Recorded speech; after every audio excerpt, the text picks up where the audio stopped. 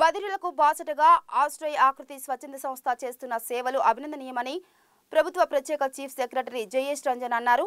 శ్రీనగర్ కాలనీలోని సత్యసాయి నిగమాగమంలో international day of persons with disabilities వేడుకలు ఘనంగా నిర్వహించారు. ఈ వేడుకలకు జయేష్ రంజన్ ముఖ్య అతిథిగా హాజరై వేడుకలను ప్రారంభించారు. అనంతరం నిరుద్యోగ యువకులకు digital employment of Telangana platform విడుదల చేశారు. బదిలీలకు అపారమైన తెలివితేటలు ఉంటాయని వారికి ఈ ప్లాట్ఫామ్ ఉపయోగపడుతుందన్నారు. ఈరోజు ఎంతోమంది కార్పొరేట్స్ వాళ్ళ అమూల్యమైన రిసోర్సెస్ వనరులు డబ్బు రూపంలో కావచ్చు, ఆస్తి రూపంలో కావచ్చు, అన్నిటికంటే ముఖ్యం వాళ్ళ దగ్గర పనిచేస్తున్నటువంటి ఎంప్లాయీస్ సమయం రూపంలో కావచ్చు, వాళ్ళు సమాజంలో బాగా నిస్సహాయ పరిస్థితి ఎదురవుతున్న వాళ్ళ కోసం ముందుకు వస్తున్నారు. ఇది చాలా చాలా హర్షణీయ విషయం. సో ఇందాక కొంతమందికి ఈ ప్రశంస పురస్కారం ఇవ్వడం జరిగింది. వారి అందరికీ కంగ్రాచ్యులేషన్స్ తెలియపరుస్తున్నాను.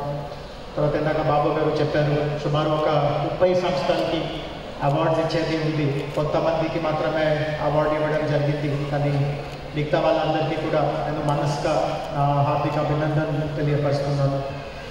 ఇందాక బాబు గారు నాకు ఈ సంస్థతో ఉన్నటువంటి అనుబంధం గురించి చెప్పారు.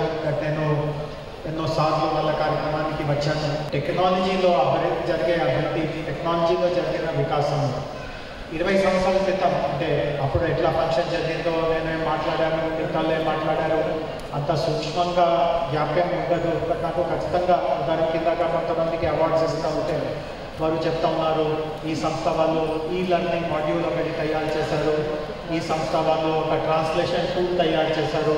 మనము మాటలు ఏదైనా చెప్తా ఉంటే అది సైన్ లాంగ్వేజ్లో ఆటోమేటిక్గా ట్రాన్స్లేట్ అవుతుంది.